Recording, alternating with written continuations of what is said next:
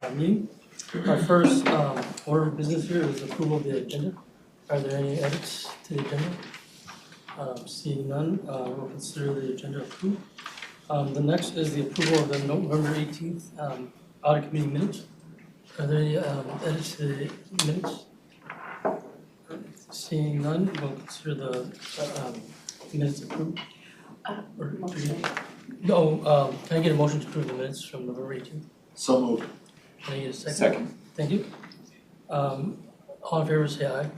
Aye. Any opposed say nay. Alright, the minutes are passed.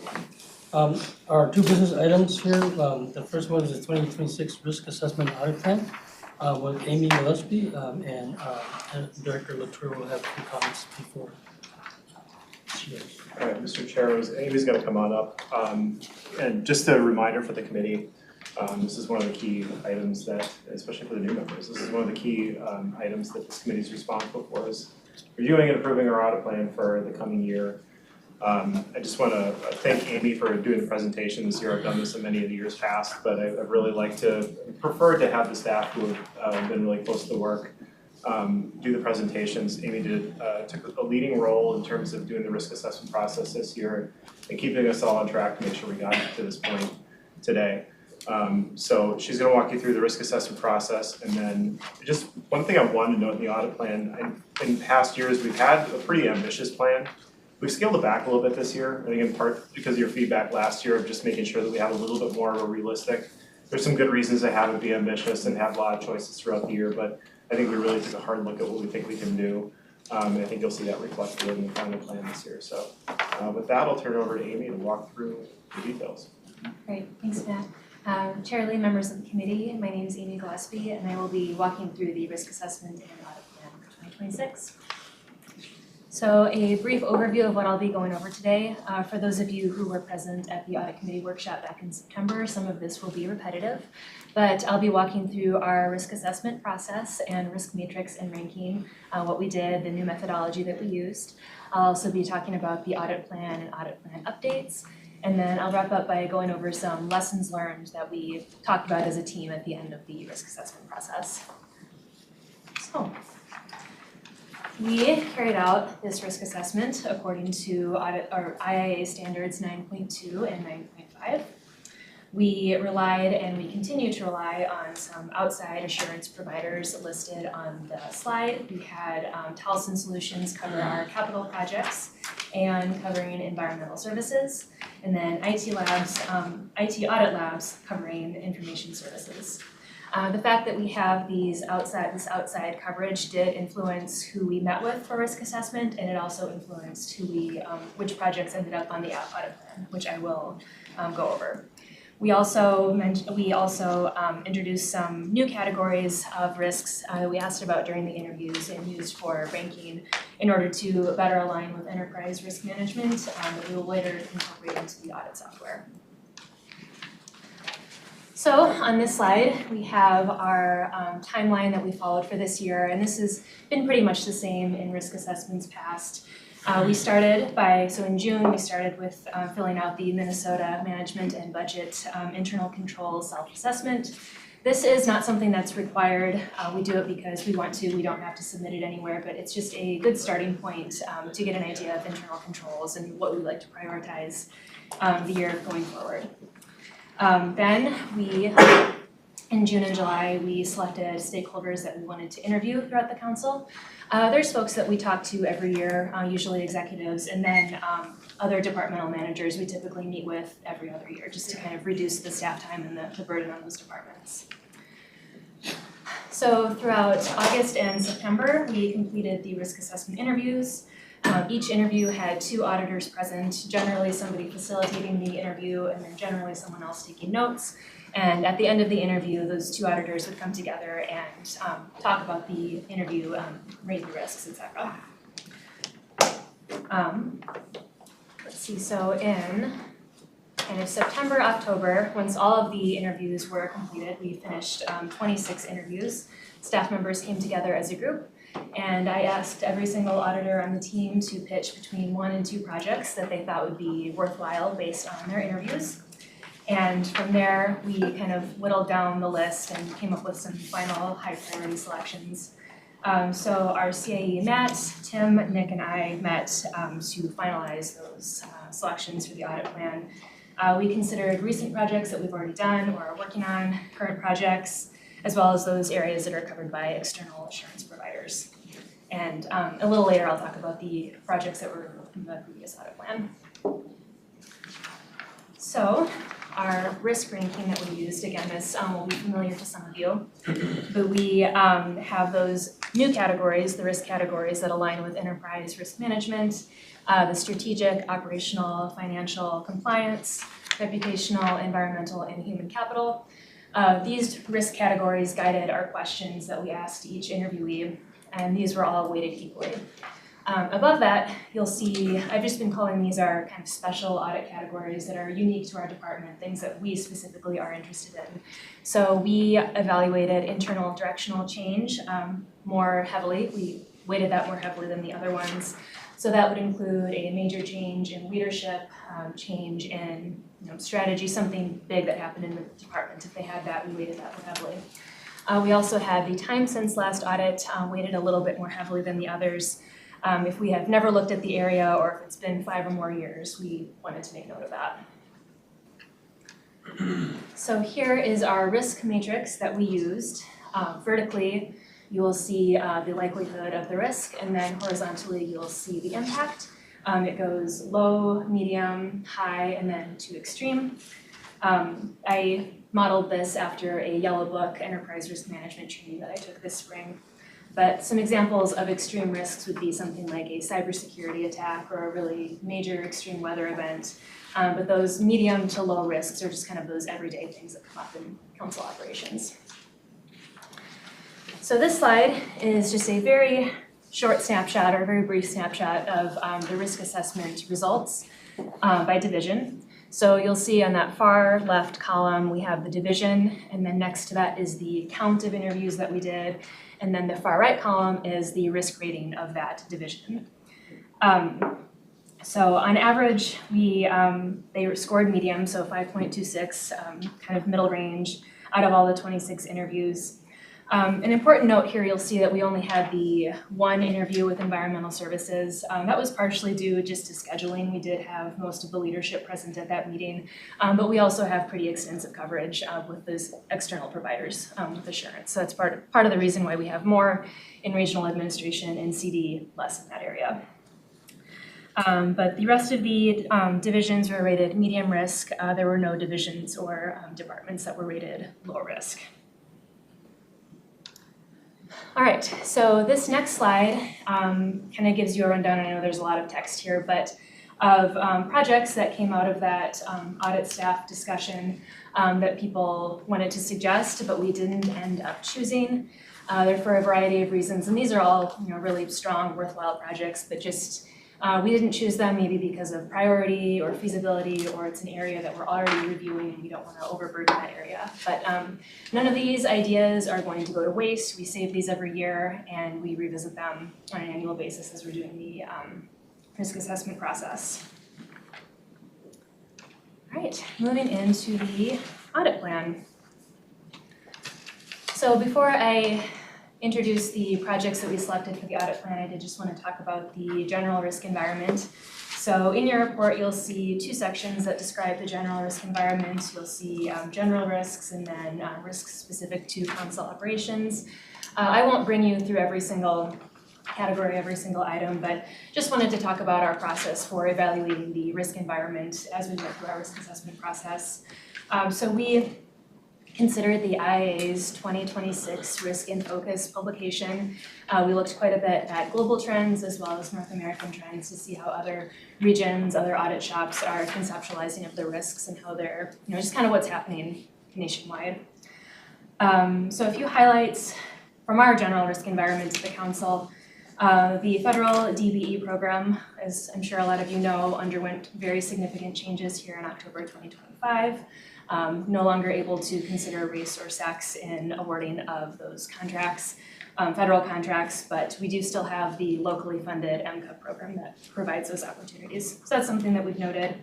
Also in this report, you'll see we had a decline in turnover.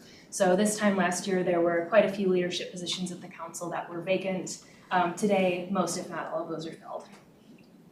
The last bullet point here is kind of an IT risk update, but the council is reevaluating our ERP strategy, and that includes replacing LAM and TXBase, which I'm sure most of you on this committee are somewhat familiar with those two systems. Right, so that brings us to current audits, current audit plan, and then 2026 audit plan. So what I have here is current projects that our department is working through. The dark blue projects are things that were from the 2025 audit plan. A lot of these are in progress, almost done. We do have one new audit that was a result, or it is on the 2026 audit plan that staff have already picked up, and that is personnel files. So pending audits, something kind of notable that's different about this process, and kind of speaking to what Matt had mentioned earlier about trying to be more mindful of our capacity as a staff and being more responsive and agile. We've moved away from the 12 to 18 month range for audits, and we've just decided to have a category of pending audits. Like if we're not working on them, they're just pending. So for that, we have the P-card review, facility accommodation, compliance, employee compensation, timekeeping, the Bring It Home program, future service budgeting, Metro Transit facilities, preventative maintenance, and then the TMO review, which is a result of the audit report that you all saw last month.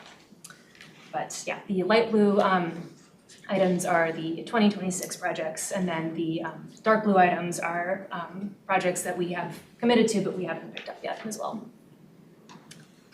And then our ongoing work, this hasn't changed tremendously from last year, but we have the follow-up that we do every year, enterprise risk implementation. We do have the QAIP that is new, and then Workiva, the new audit software that we'll be adopting here hopefully soon. All right, getting into projects that we removed from the audit plan.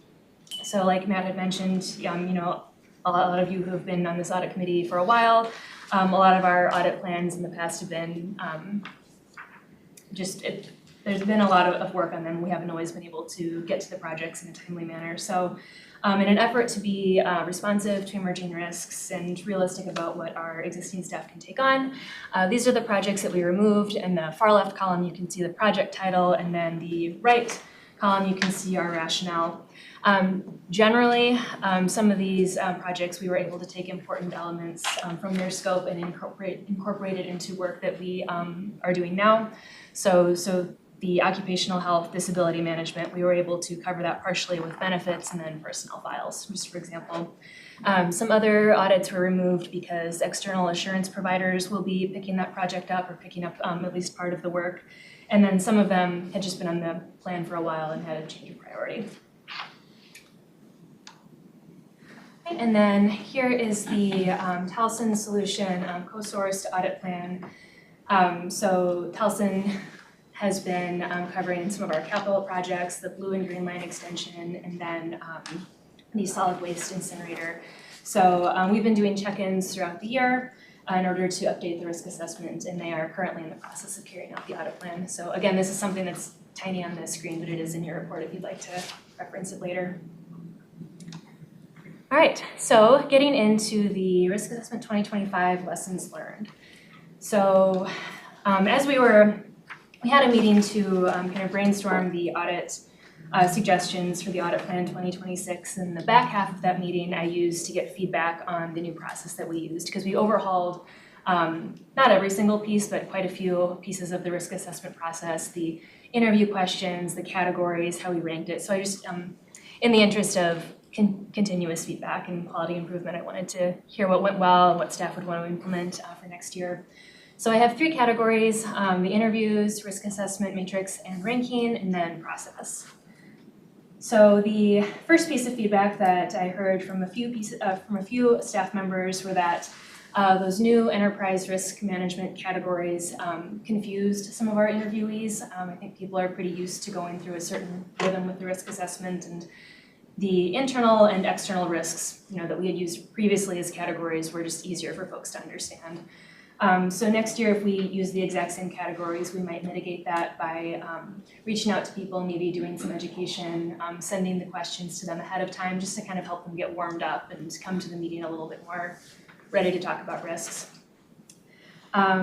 This one, so prior outreach, we decided as a group that it might be better to ask about or reference fraud last. I think this was part of the operational risk category. Just mentioning like, are there opportunities for fraud? And that in some interviews had kind of a chilling effect on people, understandably. So that's just a simple kind of facilitation update we can make. Moving over to the risk matrix and ranking. I think I got some feedback on this from this group during the workshop as well, but the risk ranking did help differentiate between the low and medium level risks, but the ratings jumped pretty easily from medium to high based on likelihoods. That might just be a process or a formatting thing that we can update. The group also suggested developing a way to sort of quantify the strength of mitigation. So for those risks that are rated, extremely high, 10, 11, 12, before we assign them that really high ranking, maybe finding a way to consider how well are they being mitigated, how effective is that, and just taking that into consideration. And then finally, the directional change category, that kind of special departmental category, was maybe weighted a little too heavily, some staff thought. I mean, it's important to have it weighted more heavily, but maybe not twice as heavily as the other categories. So there's something to consider and kind of plan on with next year. And then for process feedback, staff mentioned that this annual risk assessment process is a good time to update assurance mapping. So just asking folks, confirming who is responsible for what, who is getting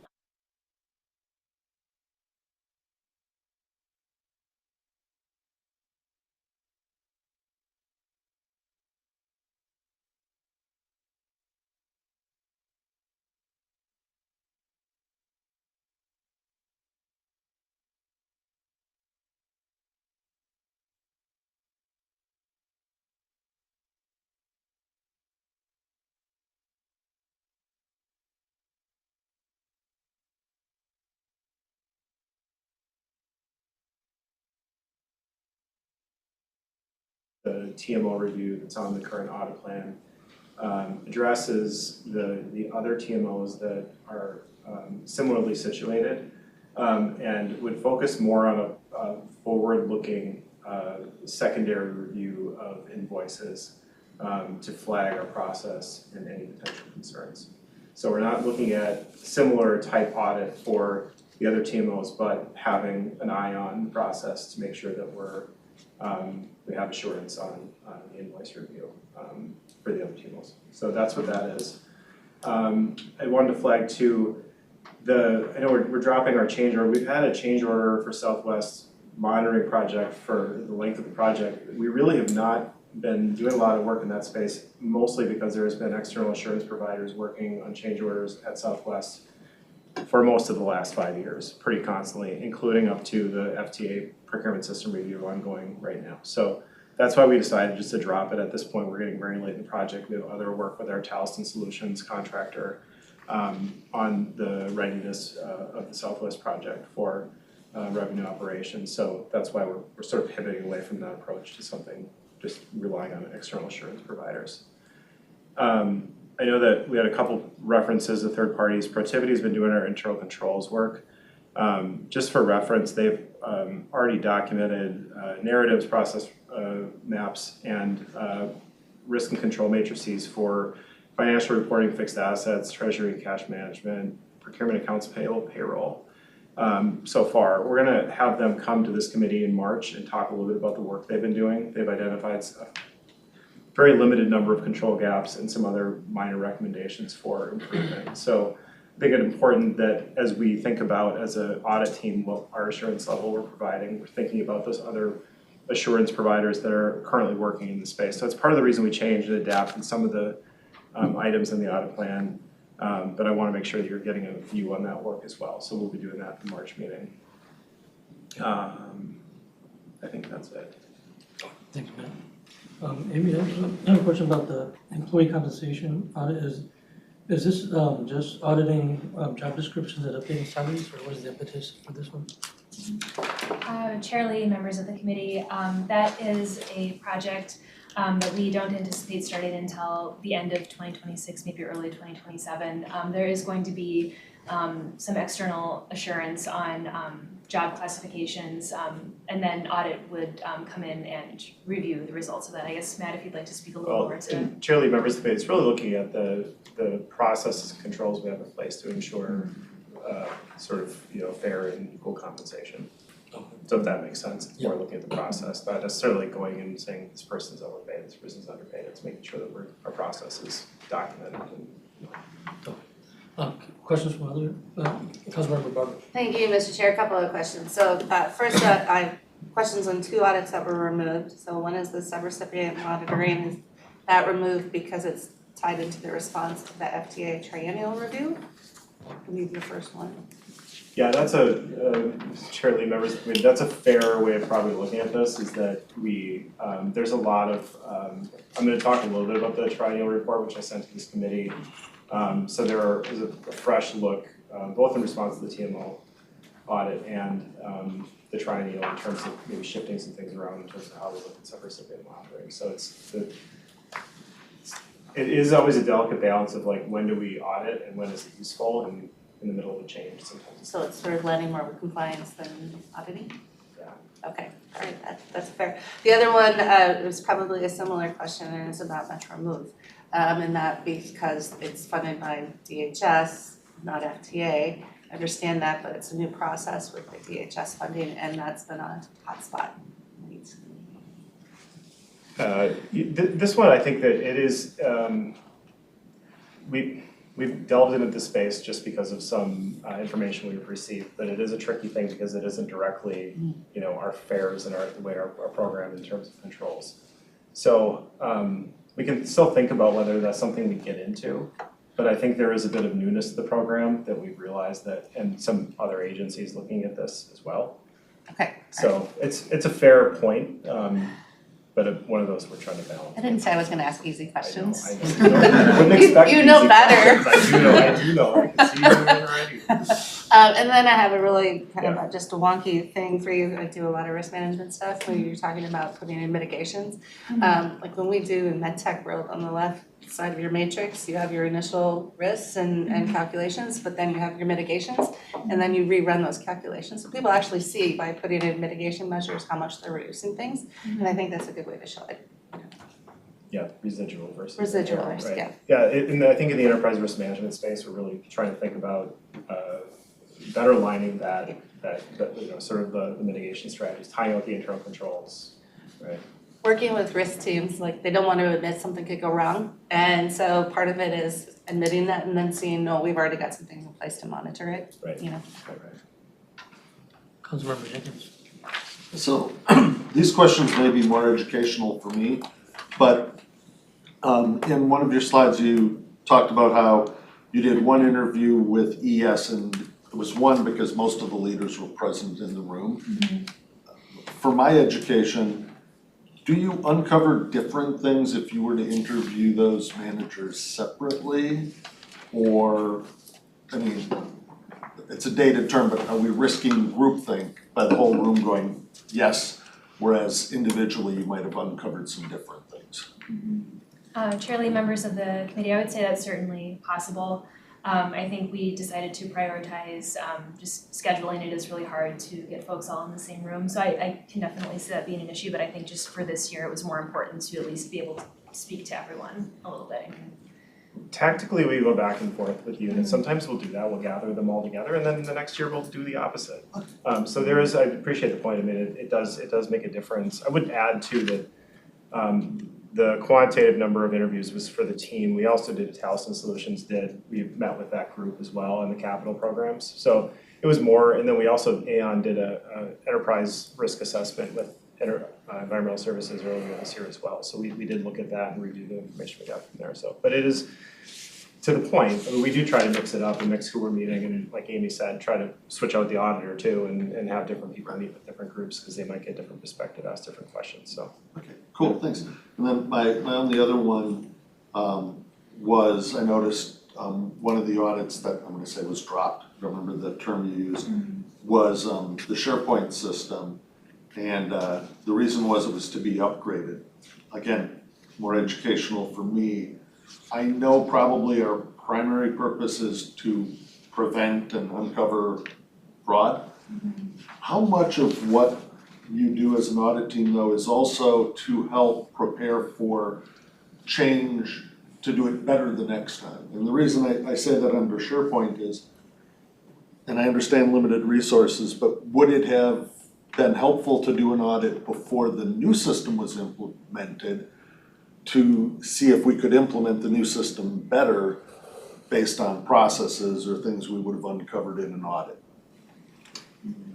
Mr. Chair, members of the committee, it's a good question. We do both. I mean, we did we have a customer service application we did earlier this year. We did the audit before they went out for, final implementation of a new system. So there's value in both. I think in this case, it's just a matter of rebalancing priorities. And not necessarily, I mean, we'd love to be able to do every system all the time. E-Builder too is another one where we have several instances of E-Builder. We use that for processing invoices and a lot of other work on the capital programs, but it's just that this is all of us, so we have to make decisions. Okay, thank you. Any other questions, comments? Committee member Zakowski?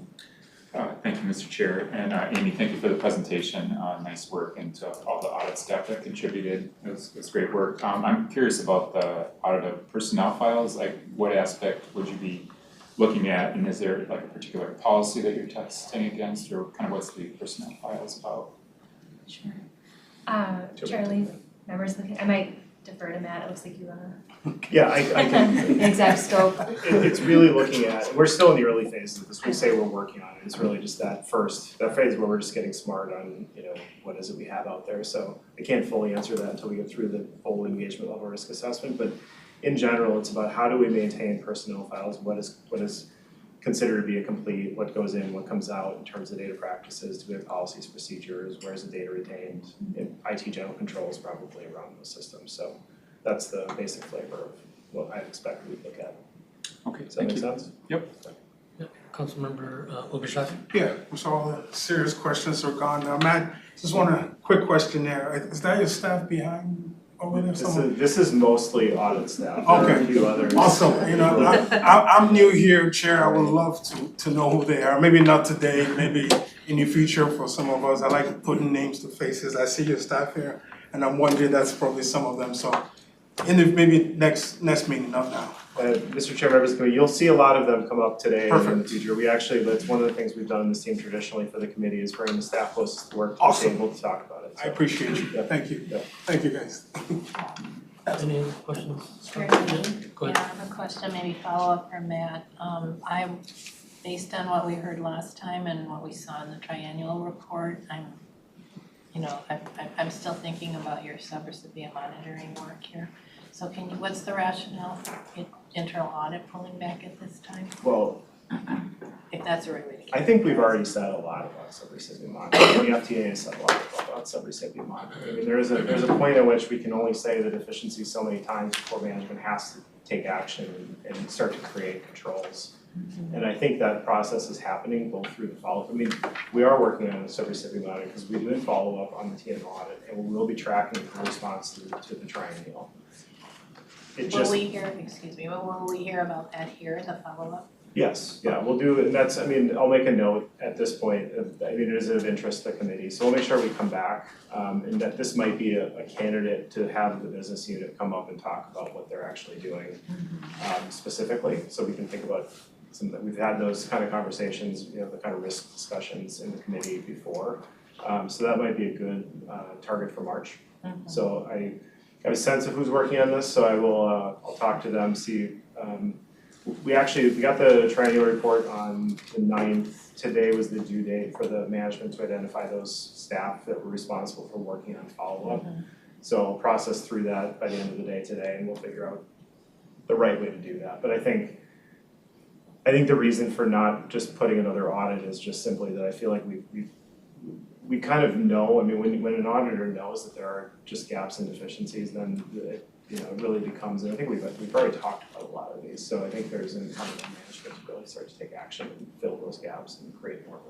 Shirley, another question maybe is, beyond, internal audit's involvement. I'm wondering if, has anyone presented to management the risks associated with those findings related to subrecipient and the potential consequences of not taking action? Has that been communicated?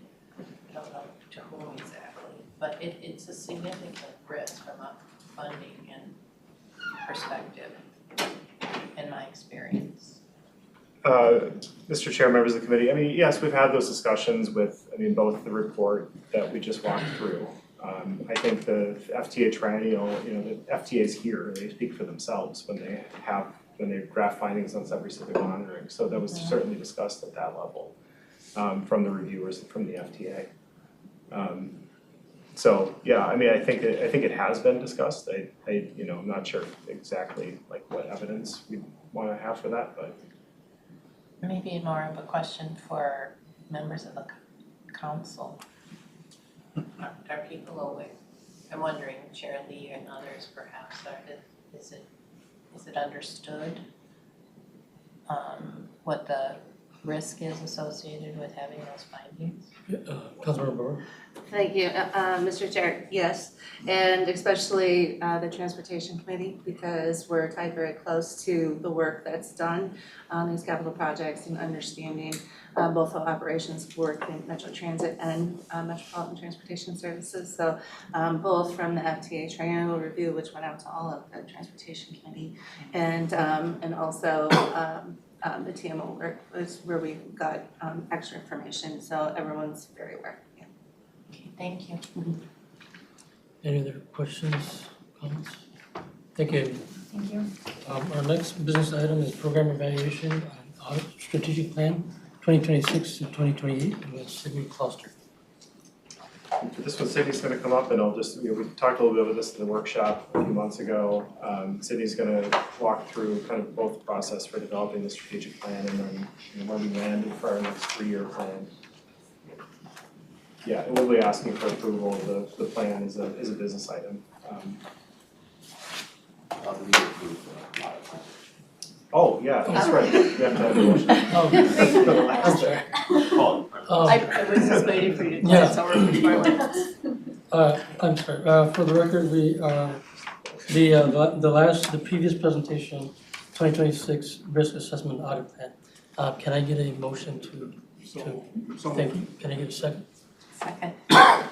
All in favor say aye. Aye. All opposed say nay. All right, the motion passes. Now we have the program evaluation audit strategic plan with Sydney Cluster. Great. Thank you. Chair Lee, members of the Audit Committee, I'll start with an introduction since it was just mentioned, but my name is Sydney Cluster and I've been with Internal Audit for 3 years now. I started as an intern and I'm going to present to you our Internal Audit Strategic Plan, which I helped lead the collaborative effort to make our 3-year plan for the upcoming 3 years from 2026 to 2028. So why are we refreshing our internal audit strategic plan? Well, the simple answer is it expires. The longer answer though is at the end of December, but the longer answer is it's actually a really good timing for us to update our strategic plan. As many of you know, and as we probably mentioned multiple times, there's new IIA Global Internal Audit Standards and Guidance. Part of that guidance is a new explicit requirement requiring that we have a strategic plan.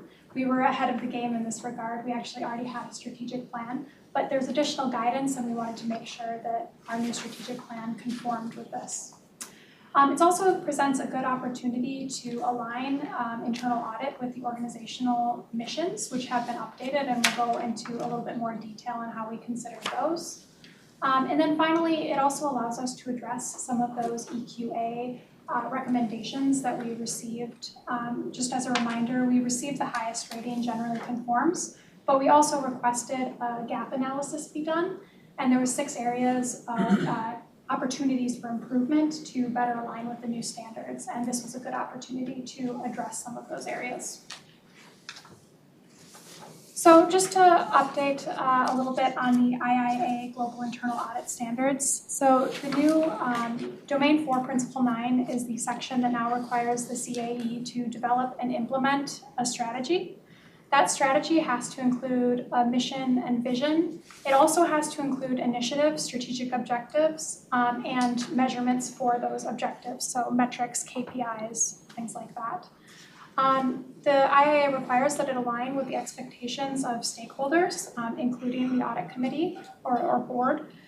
And it helps, then the internal audit strategic plan also must help us fulfill our mandate, which we approved in the last session. So some of those policy framework documents, our strategic plan has to help support those.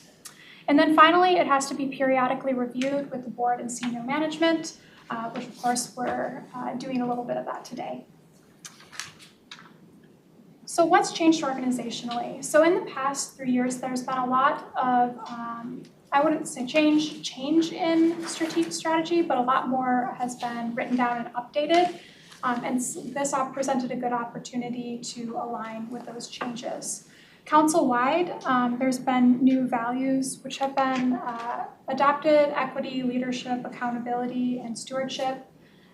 Metro Transit Forward is our plan, and it has strategic priorities, which are employees' experience and service. Likewise, ES has identified their own strategic priorities, and regional administration has also come out with values that include service accountability, integrity, and collaboration. Our CD and MTS have also adopted our new regional development guide, which is Imagine 2050. And so all of these were considered as we were drafting our strategic plan. So a little bit about how we did this work. This began back in September, when actually all the way back in July, but initially kicked off officially in September. We began with research and alignment. So we reviewed the IIA standards, and we reviewed those EQA findings, as well as the prior strategic plan. We reviewed those goals, and we reviewed our progress. So you'll find in the strategic plan report an update on how we achieved or how we progressed in those goals that we had had previously.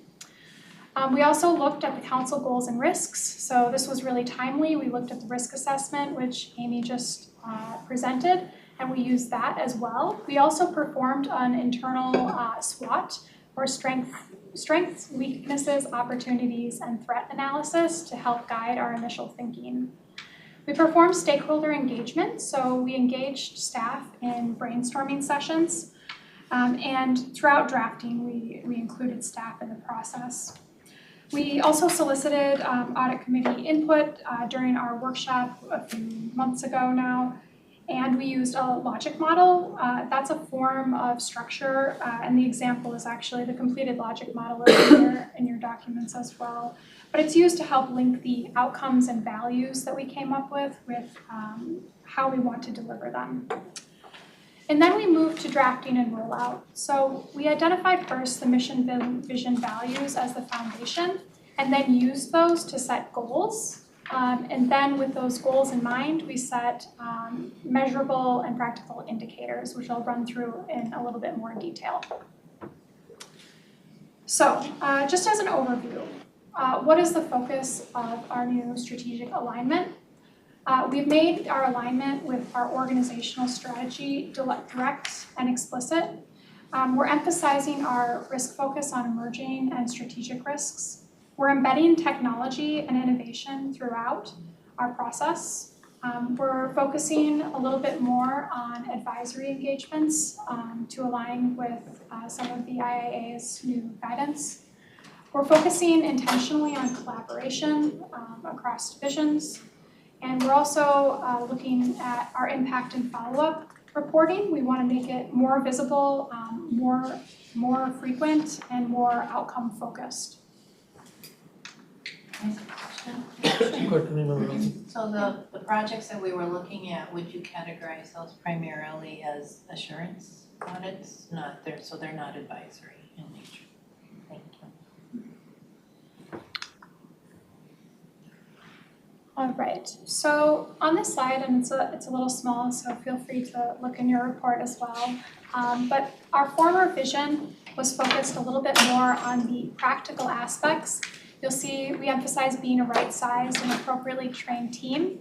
We've shifted our vision to be more aspirational and also to better reflect the council's goals. To keep in mind that our overall goal is to help the council achieve the prosperous, equitable, and resilient vision. Some of the key things and key terms I'll highlight here is that we want to be a trusted strategic partner. We want to drive transparency. We want to contribute to strengthen accountability across the organization. And we also want to support effective GRC, or governance, risk management, and internal control. In terms of our mission, the mission is a little bit more boots on the ground. It's what internal audit does and how it creates the value on a daily basis. And these changes that we made here, and some of them are highlighted in bold, reflect the changes made in the IIA's own purpose statement, and all of that reflects the larger shifts in the direction of internal audit. So instead of just protecting organizational value, we also want to create and sustain that value. We've emphasized our independent role. We've also identified that in addition to assurance, advice, and insight, we also want to be providing foresight. We support the council's success by applying standards-based, so emphasizing or reiterating the way in which we provide our services. And then finally, we've reiterated our end goal, which is to enhance decision-making, oversight, transparency, and stakeholder trust. So some of our values, we've adopted a total of 12 values. While values aren't explicitly required by the IIA standard for a strategic plan, they're really helpful at creating a climate for success. And so some of these you'll see are reflected based on the council and the regional administration values. You'll see that in the bottom half. Others come directly from the standards itself, such as integrity, objectivity, and quality. And then finally, our own team brainstormed some areas as well, which include innovation, transparency, and curiosity. And so now we get into our goals. In our previous strategic plan, we had 4 goals. Now we have 6. The 2 new goals that we've added that I want to highlight are align strategically and deliver value. Within those goals, you'll see there's 34 initiatives, and approximately 50% are new. The lighter shaded areas represent those new initiatives that we have in areas. When we say new, we just mean new to the strategic plan. Some items we had been doing without having them formally codified. So for example, our internship program was not an explicit initiative that we had in our former strategic plan, even though it's something that we have done a lot. So some of those represent portions of that new initiatives, and we'll get a little bit more into detail on what those initiatives are. 6 of the new initiatives are tied to the EQA recommendations, or actually the areas for improvement. And then under all of those initiatives, there's defined KPIs, benchmarks, and indicators, which we won't get into today, just the level of detail would be too much, but it is available in the strategic plan report on how we intend to measure and report out our progress towards our goals. All right, so goal number 1 is to increase risk awareness. This is a goal that we had in our previous strategic plan. Previously, it focused more on general awareness of risk management and internal audit's role. Now, we're focusing on embedding risk thinking into everyday operations and how to quantify those outcomes. Some of the things that we're going to continue to do, and you've probably heard about, are the Audit Roadshow, which aims to have outreach about what audit does. Our fraud awareness initiatives we would like to continue, and our visibility initiatives. Some new things that we're going to pursue is some additional outreach initiatives are the Internal Audit Awareness Month and Fraud Awareness Week are good opportunities to raise awareness at the council. We're also adding to this the collaborative risk and control projects, so that relates to the GRC and ERP implementation and control mapping that's ongoing. Our second goal is to deepen our team's knowledge, skills, and abilities. Before this was in our strategic plan, it was aimed at filling knowledge gaps and aimed at the ability to adequately deliver our mission. We're being a little bit more aspirational. We want to build a strategic and structured development system that helps anticipate our future needs. In order to do that, we have a few initiatives. First of all, skills assessment. We did perform one skill assessment in the last 3 years, but we are recommitting to that to have targeted training and effective staff allocation on projects. A resourcing strategy. This was a suggestion for improvement from our EQA process, and that should help us address any current and emerging risks as well. Adopting a formal training and development program. Strengthening our industry technical and data analytics expertise. Continuing our internship program to help us develop future auditors. And then finally, to maintain our QAIP, or the Quality Assurance and Improvement Program. The third goal is to improve continuously.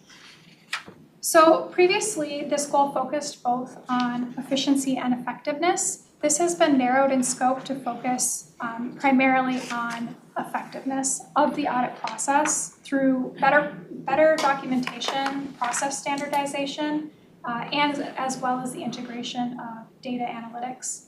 In order to accomplish this, we are refreshing and modernizing the audit manual, as well as our key work instructions. We're expanding our use of data analytics and dashboards and some of our key risk indicators. And then we're also starting benchmarking against peer organizations, so choosing other similarly positioned organizations to review their audits to gain skills from that, intentionally benchmarking. Our fourth goal is to operate efficiently. So this was split out from the former goal. It was before this, it was a broad goal that emphasized the effective use of resources. Now it's more specifically focused on resourcing and prioritization. Some of the things that are going to help us do that is our new audit management software, which will also help us with our project monitoring, as well as identifying KPIs and efficiency metrics, which we've started as a part of this strategic plan. Developing templates for common audits that we do, or cyclical audits, and then strategically using co-sourcing and outsourcing, for instances when we need specialized expertise. The fifth goal is to align strategically. Previously, strategic alignment was embedded in our mission and our vision. We're adding this goal to explicitly call out that aligning strategically with your organization is a primary goal of internal audit. So some of the things that we're doing in order to do this is assurance mapping. So there are other areas of the council, and you'll know Amy mentioned previously that we're working on incorporating that in our risk assessment as well. To strengthen our coordination with our oversight partners and also reduce any potential duplication of coverage. You'll see risk assessment here. So we want to align our risk assessments with council and divisional strategic plans. We also want to do this in our audit plan. For leadership engagement, we want to participate in strategic initiatives and governance committees, which we already do on a regular basis, just writing it down and committing to it in the next 3 years. And then finally, refreshing the audit framework and policy documents, which happened last session. Finally, goal 6, which is to deliver value, which is our ultimate purpose in internal audit. Like the last goal, delivering value was implicit in some of the missions and visions and values that we had in our former strategic plan, but we want to make the value delivery a distinct goal that's focused on outcomes, impact, and stakeholder experience. So some of the things we're prioritizing is building a strong stakeholder feedback mechanism to support those post-engagement reviews. We want to formalize follow-up and outcome reporting, expand some of our advisory services, if you remember that emphasis on providing foresight as well, And then also providing an annual impact summary as a part of the director's report to quantify some of the value that internal audit delivers. So before I move on, just as a summary, what management can expect from us. We're aiming to be more proactive and perform those advisory engagements, have a clear linkage to council's strategy, make better use of data and technology, have more visible impact reporting, more formal opportunities for management and staff to provide feedback, and then also to increase our collaboration across the council with our assurance partners and also with some of those processes with GRC and ERP implementation. And with that, I'll take questions and once we take questions, we'll hand it over to Matt for approval. Thanks, Amy. Any questions for Cindy? Certainly, not a question, but a comment. So this work and what Amy presented is really good. Recently, the chair of my audit committee called me an audit nerd. I took that as a compliment. I don't think he intended it necessarily as one, but as an audit nerd, this is beautiful. And a question, this is public information after we approve it, is that correct? That's correct. Because I'll be bringing this back and as just great examples of the work that you guys have done. As an aside, I think the auditor credential is the hardest one to earn. Really? That's just really difficult, yeah. We'll go to Councilmember Parker first. Thank you, Mr. Chair. I just want to echo that. This is really, really good, especially the work on like repositioning the vision and the mission. I think was really important, and I think it does show it's more integrated with the full organization, and I think that's really critical to being successful. So, great thing. Councilmember Obishak. Thank you, Cindy. Well done. Quick question. So the fraud and risk awareness, you talked about those lunch and learns. Are we going to be included? Someone like me that loves to learn, are we going to be roped in or? That's a great idea. We hadn't said, but we should definitely send an invite to those. And we're pretty excited about those two new initiatives for fraud awareness month and internal audit week. Awesome. Yeah. Well done. Thank you. I concur. Our council members are some of the most visible people we have at the council. Your names are on the website more than the rest of us, so it's important because you can be targeted for that reason, so Exactly. just, it's a Thank good you. idea. Councilmember Zakowski. Yes, thank you, Chair. And I'd like to echo Andra's comments as well as Deb's as well. Just great work, and I'm feeling a little bit of the same envy that Andra's feeling too, that I'm planning to take some of this back for my own organization. But maybe a question too, and I don't know if it's more for Matt, but did I understand that there's also a concurrent strategic plan for the enterprise that was going on at the same time, or did I kind of misunderstand that? Chair Lee, members of the committee, we have multiple divisions, each has their own strategic plan effort. Then we have Imagine 2050, that's sort of the regional development guide, it's more of a regional plan. So we took into account a number of different of those activities when we were working on ours. So, which is just, I mean, Deb's point is about being, or Barbara's point about being reflective of the organization. So we really tried to consider all the other work. You also notice in our, because we're part of regional administration, so in our audit plan in the back, we align, there's three: workforce, governance, and technology are the three main goals of regional administration, and we align our audit plan with those three goals as well, to make sure that we're in line with our regional administration partners. So hopefully that answers your question. It does, thank you. Any other questions, comments? Go to Committeemember Pesek. Thank you.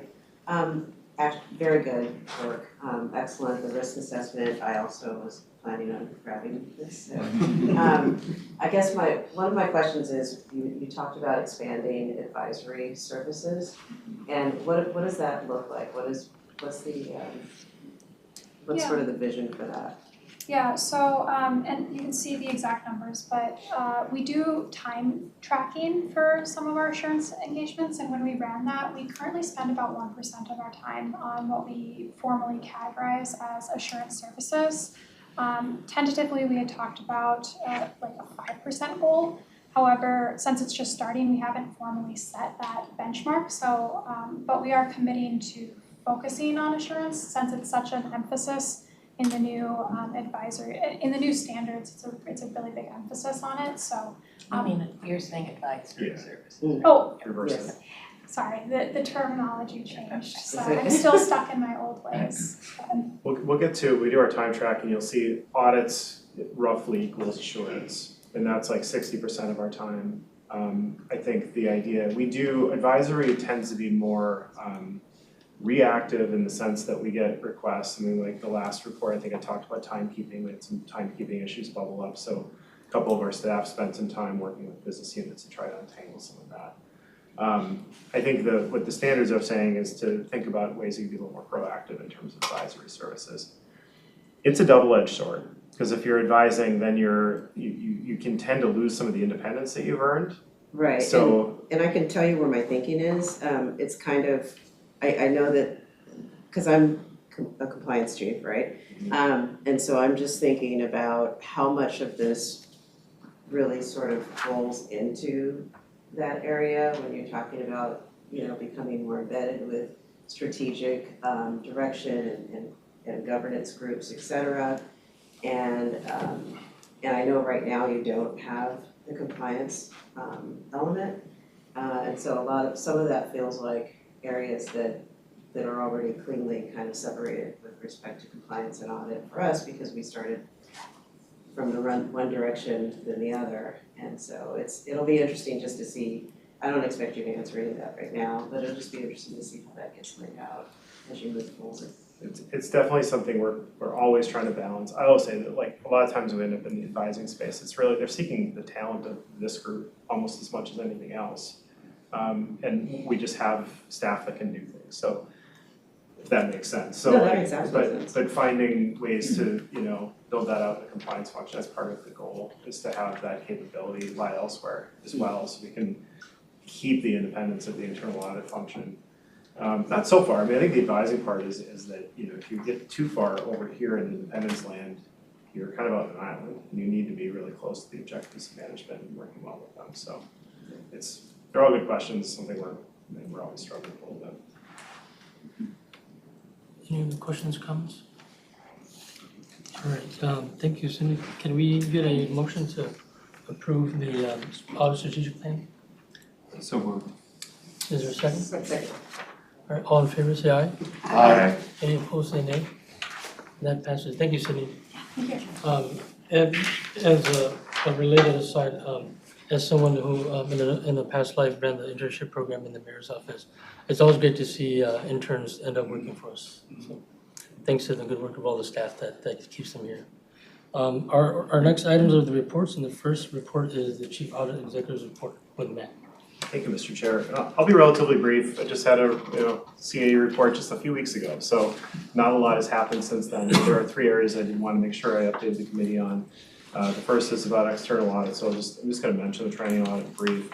The second is with my new role in risk and compliance. I just want to make sure I'm talking a little bit about in this committee what I'm working on, as I talked about, just making sure that we're maintaining that independence and the safeguards in place. So I want to make sure I'm doing that here.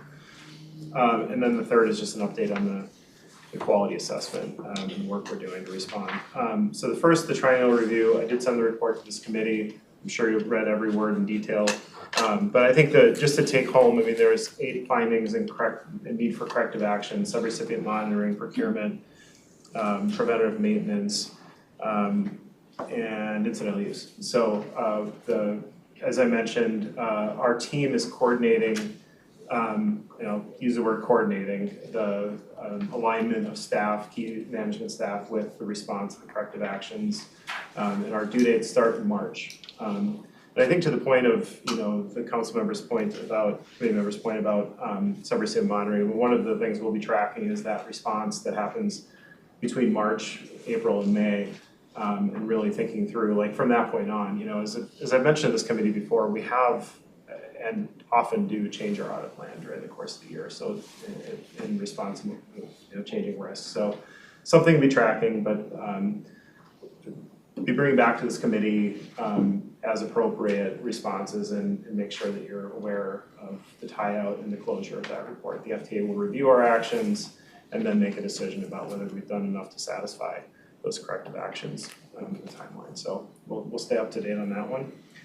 The other key external review is the procurement system review. We're working with an FTA consultant. It's really the same company that we worked with on the triennial, one of the same reviewers. So they're familiar with us and our processes, providing data to that group in anticipation of an on-site review in February. So processing through that. And then I mentioned last meeting, we have a Minnesota State Office of State Safety Oversight. I don't have any updates on that one, but it's still, as far as I know, draft form. In terms of the new role, I talked about the 5 pillars of space that I'll be working in. Just in brief, in the last month or so, I've been working on starting to dabble into some review of policies and procedures. Nothing has been approved yet, so there's no internal controls that have been formed, but mostly just kind of an advising review role. Working on strategy documents for each of the 5 areas, so thinking about the tactical plans, some of the big strategies for what some of the gaps are and what we're gonna be working on in 2026. Working on some tabletop exercises in the business continuity space.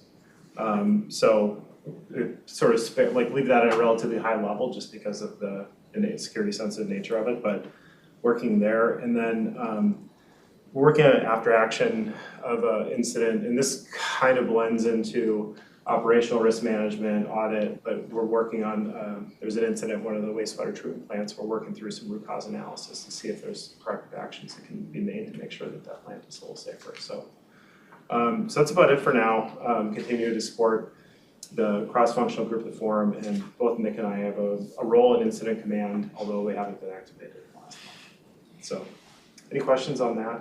Mr. Chair, yeah, Matt, I have a question. Can you remind me what the 5 areas are? Sure. So ethics, complaints and investigations, enterprise risk management, internal controls, business continuity, and policies and procedures. Thank you. They're all very interrelated spaces though. Right. Any other questions for Matt? All right, Matt has the second report, the annual report. Oh, just one more thing on the CA report. Well, 2 updates. So we've completed the audit framework. The last meeting, the council approved the audit committee's charter and the audit policy. Strategic plan is now approved. Thank you. And I just wanted to update, we have engaged with our consultant on the work-keeping implementation. So we've got that process started. We're very excited about it, very excited about the consultant help. So looking forward to that implementation. That, and pivot to the annual report. All right, we have the second report, the annual report, and once again, it's Matt. And Tim's gonna come up and actually walk you through this one. I'll help out. And just so the committee is aware, we're gonna wrap up this is really all kind of one big report with we're gonna be discussing the quantitative follow-up of our audit findings from previous years within this information item. So this is really items 2 and 3, just kind of a technical correction there, but I think it'll become clear in a minute. Chair Lee, members of the committee, so as I said, I'll be going over the annual report, just again, kind of summary of what we've done over the last year, some of the highlights. So this is a list of what we have completed or near completed of the audits that we've reported on over the last year. There's 2 of them that have an asterisk that are very close. We're just kind of in the last stages of wrapping those audits up, so benefits and then recovery selection, which you should be seeing in March audit committee. So kind of getting to the time spend, there's 2 different slides on this, one that includes all staff and then one that removes both Matt, myself, and Nick. So we do have a large chunk of time that is spent on audit work. You can see some of the advisory activities, external audits, follow-up activities, a little blip for training that we all attended in May, which was Elga.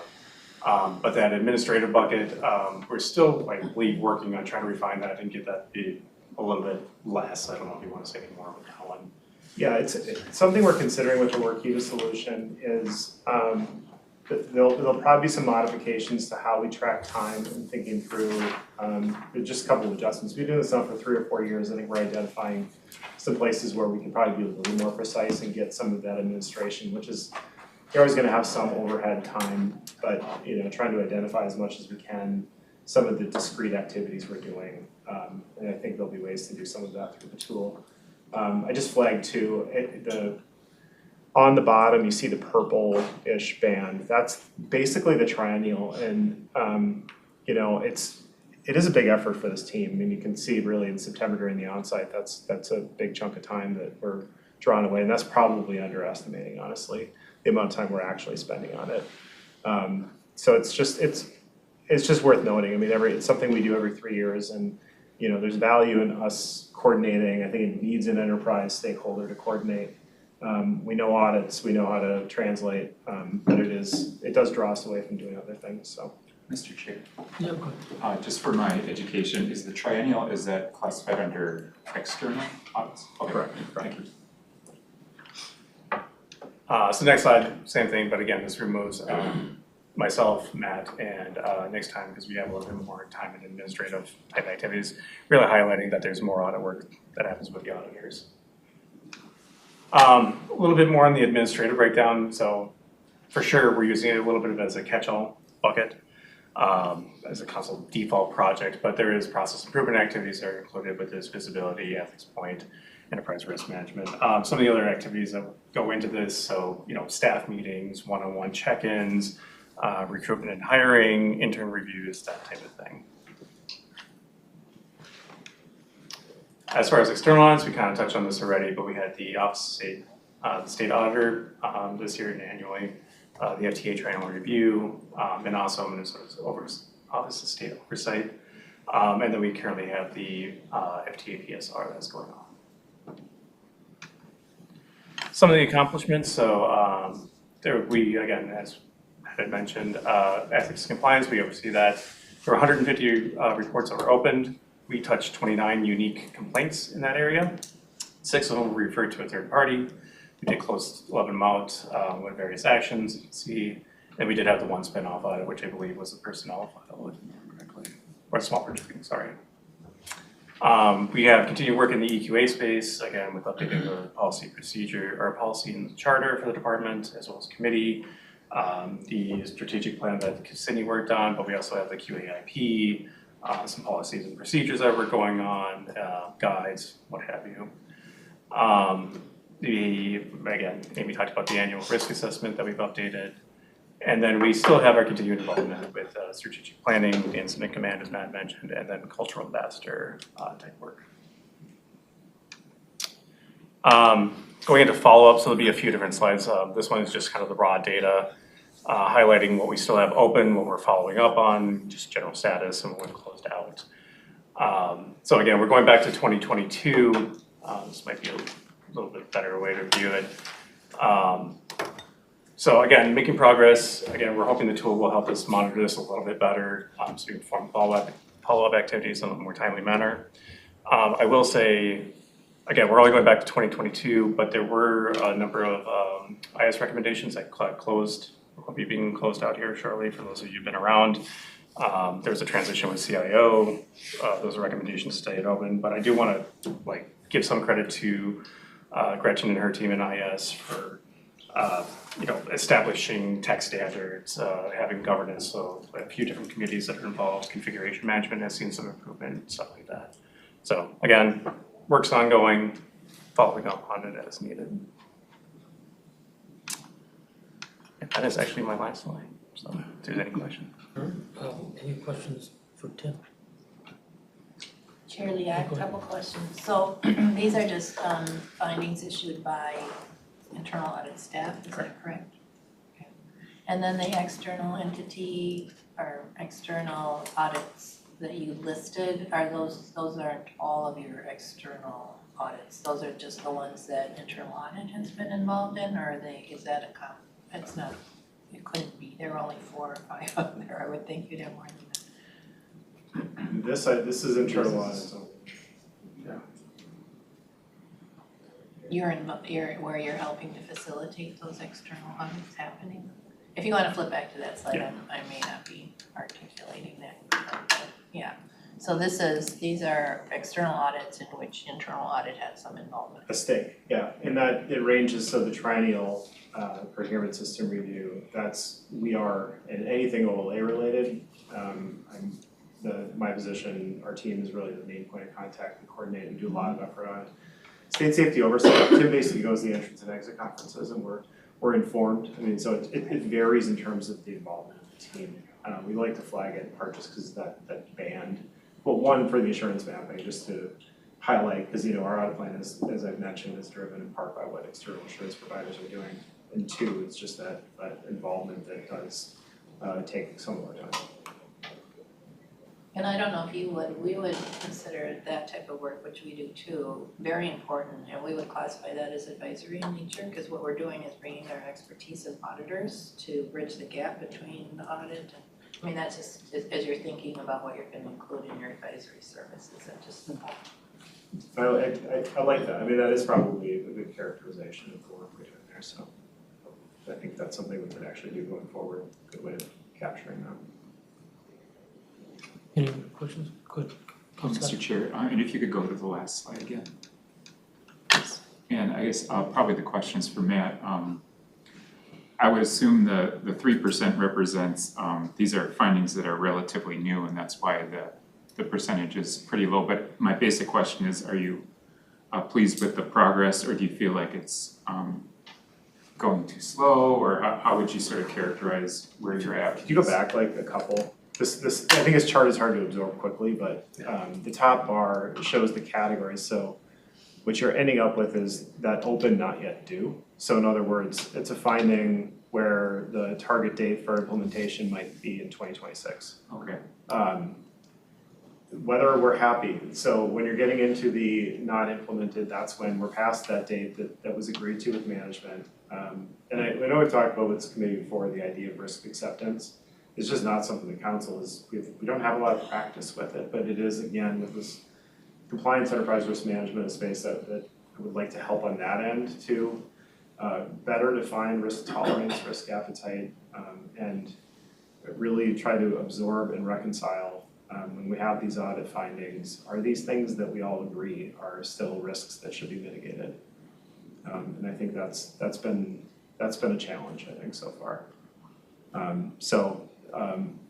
will say we do engage on virtually every recommendation we have open pretty much every year. I mean, we work with, a lot of these are in the space of information services. So we do check in with them regularly, like Tim said. We're on the verge. I think there's a lot that are probably on, precipice of being closed. There are some that frankly were, there was a project called BPSI, which is Business Process Systems Improvement, which is a fancy way of saying an ERP replacement strategy, that we're now pivoting to another ERP replacement strategy, and there were a lot of recommendations that were tied up in the previous one. So we've continued, because that project has been delayed, that's delayed implementation for some of our recommendations, if that makes sense. That helps, thank you. Go ahead, Councilmember Jenkins. So for myself, looking at the closed, not implemented, what would be something that we closed but did not implement? So typically, try to think of an example on the spot, because I don't have the data right in front of me, but sometimes those are, like, you can avoid a risk entirely by, retiring a system. If it's like an IT general control and, and we decide to move away from TX-based to new tool, then you can close that as being not implemented, even though, because you've kind of gone around the risk. So that could be an example. It could be that management just said, we've looked into this and we actually think the risk is less than what the auditors identified, which can happen. I mean, sometimes it's our estimation of risk, right? That this could happen if without this mitigating control, and you find out that there's something else, so. But we're always trying to work with the business units to figure out a way. It's a complicated answer because there's a lot of different types of recommendations here, but.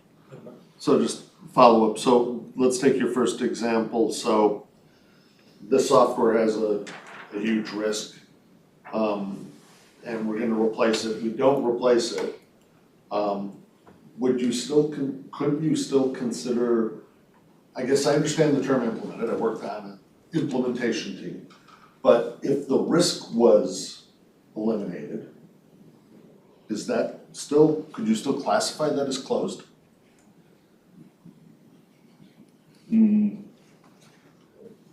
Yeah, I'm a little bit hesitant to speak in hypotheticals, Okay. in a meeting like this, but if we wanna walk through this in more detail, maybe we could do that offline. You got someone there. That's, yeah, I mean, she's probably gonna tell me exactly what we're talking about. But you don't It's more for my necessarily- education, so we can do that offline. I mean, I think, if the committee has interest in specific areas, I think we can go through line by line. I'd like to be prepped and have like the detailed, I mean, when we do these type of analyses, it's more for the high level to show you that we are making progress. So like the slide that Tim showed a few minutes ago, where we're moving from 3% to 65%. I think does show that over the course of 3 to 4 years, we are chipping away at those recommendations and closing them out. So that is kind of the point where we're trying to drive to. Just to add on to it's kind of length of time, that has been a little bit more of a trend. And I'm speaking for the audits that I've been involved in, where we make recommendations that involve IS. They're giving us just because of resource constraints, like they're pushing dates out. So they're prioritizing, we'll get stuff that's like we did in late 2023 or early 2024. They're giving us until the end of 2026, just because they have that much work to do, so. And I'm being a little cagey about, normally if we have reports, we invite the business units to be here and be able to speak for themselves, but I did not do that today. That's okay. So they're not here to speak for themselves, so I get a little bit nervous about speaking on their behalf. I'm fine. Go ahead, Brendan. Committee member Jenkins, to your question earlier about if priorities change or if the risk environment changes, we don't have any within the time scale of this part of the chart here, but we have had some previously where we have an additional category called closed, no longer applicable. Okay. So an example here may be if the finding was specific to a particular contract and that contract ended. Thank you, that's what I was looking for. Any other questions for Tim? Alright, and then, Tim, you're taking us into the audit recommendation as well, right? For the next. We are now at the point where we're moving to the North Star Safety Review. Oh, okay. We are at the fourth report, North Star Safety Review.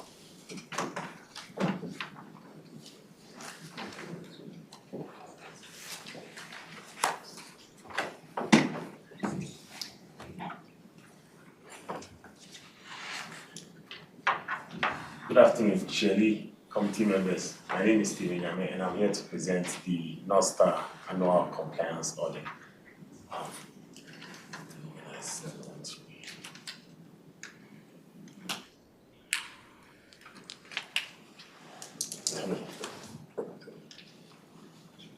Tell me how you do.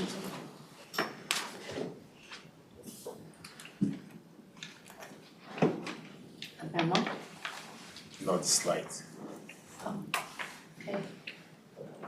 I think can you speak to it? Yeah, I can speak to it. Yeah, there's only a few slides on it. Just so for those who don't know the North Star Commuter Rail, it begins from Big Lake, Minnesota, all the way through to downtown Minneapolis.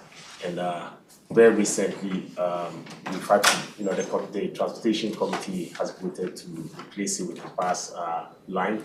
But we still have the responsibility of ensuring that the safety reports are done to the Federal Rail Administration. And so this is the scope of the audit that I carried out today. We had 2 incidents throughout the fiscal year, which runs from October 2024 through to September 2025. And one was an accident that involved the carriage on the line, and then another one was an incident where somebody was found dead in one of the elevators in the Philly location. And so basically our job is to ensure that the rail safety officer actually reports these things to the Federal Rail Administration, and these have been done duly and reported. So I'm here to report that they also followed the internal control plan, which is a policy from the FRA to ensure that we monitor all these rail happenings and to report them as appropriately. And these have also been carried out. So I'm here to give them a clean bill of health.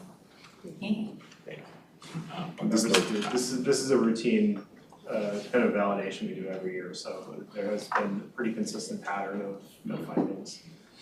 including those of healthcare. So we always like to bring it forward to make sure that you all know we're doing the work and to address these stars reporting. Councilmember Jenkins. Yeah, thank you, Chair.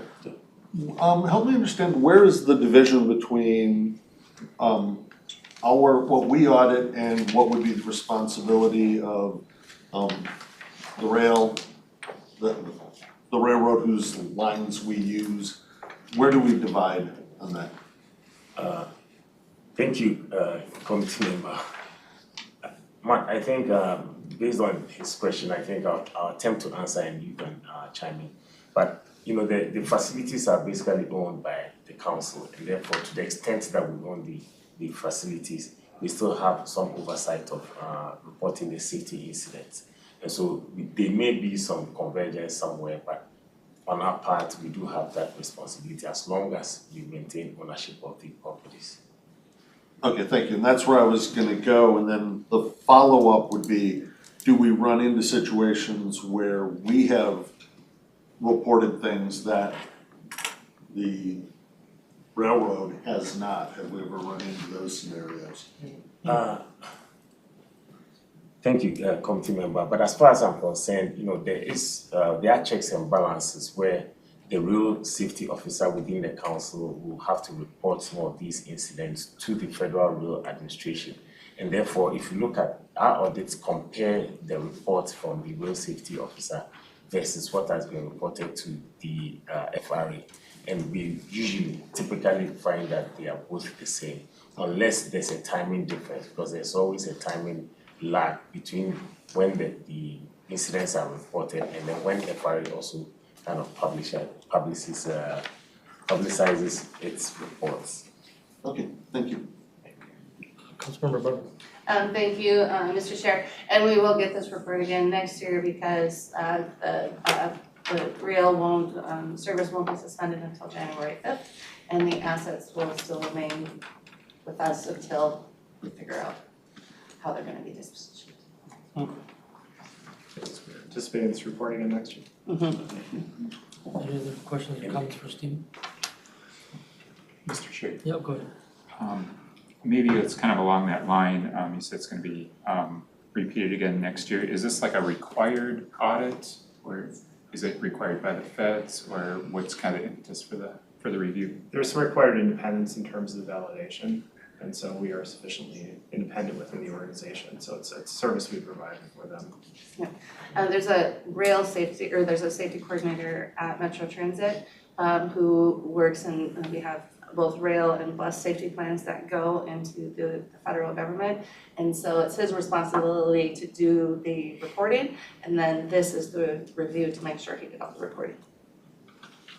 Thank you. Any other questions for Stephen? All right, thank you, Stephen. Thank you, sir. That brings us to the end of our presentations, and the one information item we have is that our next meeting is gonna be March 17th. Thanks everyone for attendance.